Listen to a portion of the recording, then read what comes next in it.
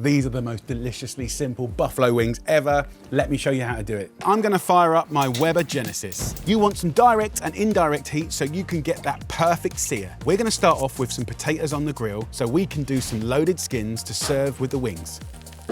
Then you've got to skewer this chicken. It's actually surprisingly easy with the right tools and means you don't have to spend ages turning each wing over.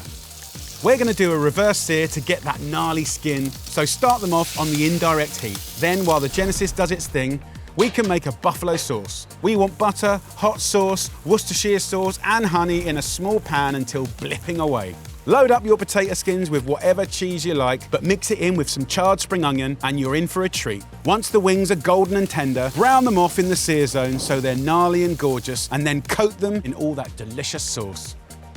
Look at that. That is perfect for getting your friends around and enjoying. Take care.